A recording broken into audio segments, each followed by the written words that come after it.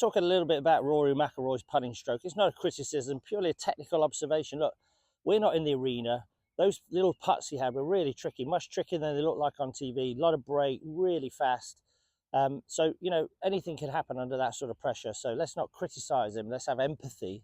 But let's look at what might cause it technically, because historically he's always kind of had a certain style of stroke. He's been what we call a block style stroke. So what I mean by that is he gets his chest open at address, and basically as he makes his stroke, the chest kind of outraces the arms a little bit. So the handle or the grip goes up and left. It goes high and left as the elbow kind of separates.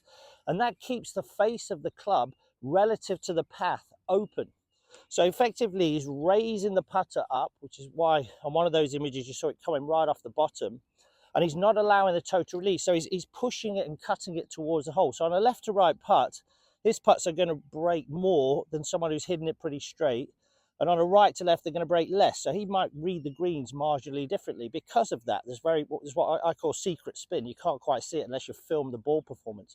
But there's a gentle cut, and there's a cut because the path of the putter, when you open your shoulders and you pull the handle left, the path goes across the ball. And as soon as it goes across the ball, you're either going to pull it if the face is square to that path, or if you do that, which he tends to do, which is where the elbow pops up and out, the face opens to that path. And that's where that cut and that pull comes from. So what can you do to help yourself if you kind of do that a little bit?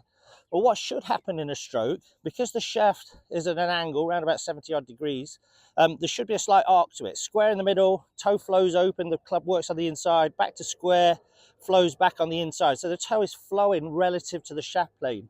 Bryson doesn't have much toe flow, and his is pretty square because he's as close to the legal limit of a 10 degree from perpendicular as you can possibly get.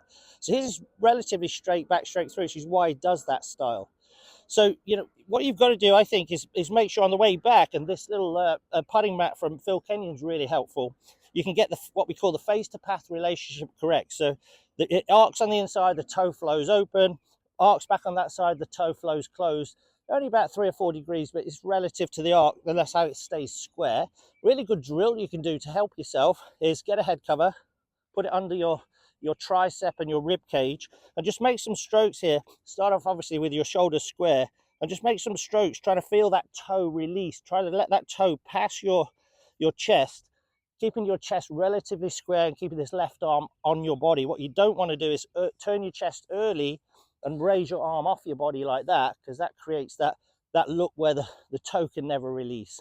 Another great drill you can do is just one arm only like this, just left arm, just let the toe flow open, let it flow closed, and then you'll just check your finish at the end, and you'll see that you'll get a nice little kind of, you know, where the finish stops, the arm's still on the body and the toes gently released. If you do that, that ball's going to roll end over end. You're going to be hitting it where you're aiming. You're going to make more putts. But let's give Rory some empathy. Not easy under those conditions, and he'll bounce back. He's a class act.